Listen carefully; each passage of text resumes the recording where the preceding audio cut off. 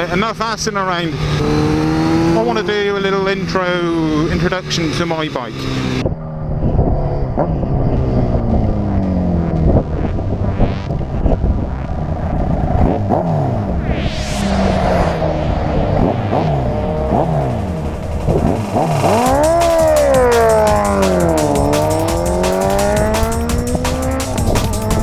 I did this once before, but it wasn't the best, I don't think, so I'm coming back here and I'm going to do it all over again.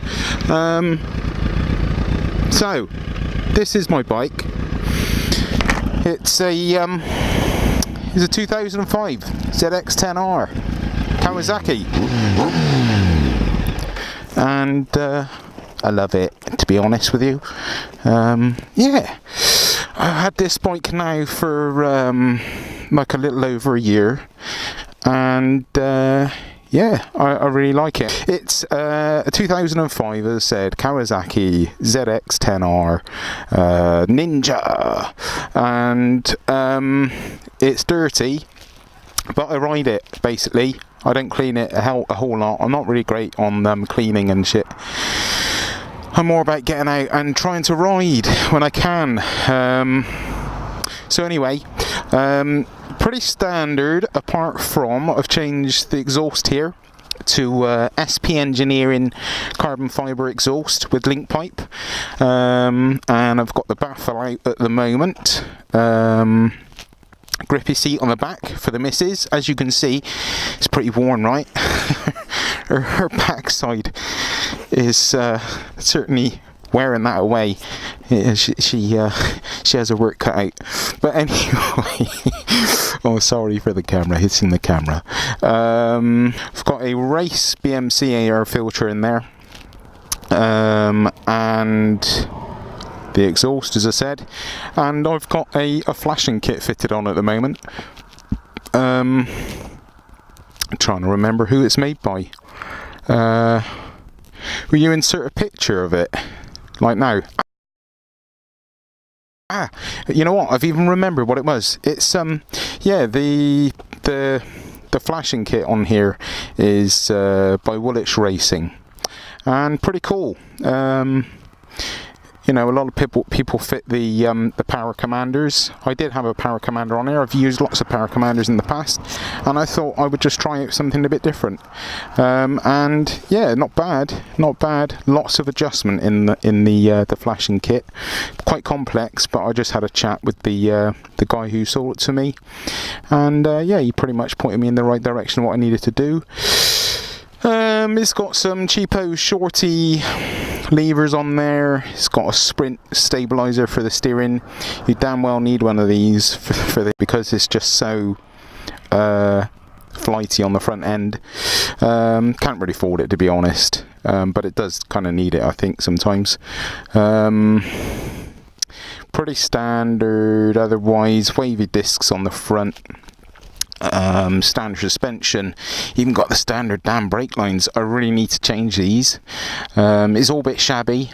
The previous owner, this was previously damaged, this bike, and it had been resprayed, as you can see. Real tacky job on the stickers here, but I'm gonna, with time, hopefully, if my finances allow it with time, I'm gonna kind of try and make it look a bit nicer. Yeah, wavy discs, standard brake calipers, standard brake lines. I'm gonna put some braided brake lines on there. I'm gonna give it a damn good clean. I'm probably gonna actually eventually get around to cleaning these wheels up and maybe getting them repainted, or I would repaint them myself, obviously, or I could get them powder coated, maybe. I don't know. We'll see. See how budgets allow, how my finances allow things to be done. I'm running Pirelli Super Corsas on here at the moment. Diablo. I've got a 200 rear tyre. A lot of people say they're no good, but actually, to be quite honest with you, this bike is such a short wheelbase, it's turned so quickly, it doesn't really make a massive difference on the road. If you're on the track, yeah, you could see it, but I believe a lot of people even favour them on the track. So yeah, I really like it. Looks cool. It looks cool, and you know, a lot of it is about looking cool, right? I darked out the indicators, got dark covers on the headlight. I've got a dark tail light with dark indicators. Just darked it out a bit. I would go around the back and show you, but I haven't got nothing to cover up my my license plate, so I'm not going to do that. The petrol tank was previously damaged, and I bought a second-hand one off of eBay, which is actually in very good condition. This is off the Gen 2, believe it or not. It fits on the Gen 1. It's not as a precise a fit, but it's near as damn it pretty good. It's got a little scuff on here. I need to sort that out. I put a screw cap on because the Gen 1 fuel cap didn't fit in the Gen 2 petrol tank, so they have you there, right? That was the only main difference on that changeover. The reason I fitted the Gen 2 on my Gen 1 bike was because it was cheap, it was a good price, and it was good condition. And it's about looks and function for me. It functions, it looks good, it was a good price. Game over. Done deal. Dirty. Had to take off the hugger on the back because of the bigger profile tyre. I do need to modify that and put it back on again. Be nice to get some carbon fibre bits and pieces on here, wouldn't it? Someone put a carbon fibre heel foot guard on there, and I have got the standard one on the other side. It's just little things I want to tidy up on this bike.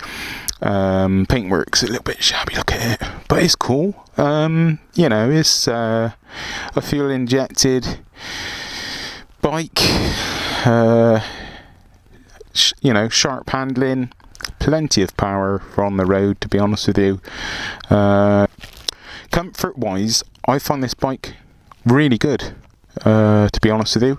Really comfy. I've done all day riding with this and the wife on the back, and we've had no real great problems, to be honest. I mean, it's not a touring bike, right, but it's pretty comfy as it goes. Overall, I'm really enjoying the bike, having a lot of fun on it, and is providing me with some real cheap fun on two wheels. Couldn't recommend it enough to be honest. A lot of people say, you know, the ZX10R, the first model, which this is a beast, you know, and is a real handful. I admit it, you know, if you don't treat it with a bit of respect, it's going to bite you, you know, but it's pretty cool, to be honest. I'm really enjoying it and thoroughly recommend it. They're good value for money for in the leaser kind of class, you know. So yeah, it's all good. Right, well, I'm gonna move on because someone's just turned up in their car and they're probably gonna think I'm a freak. So yeah, man, yeah, like laters.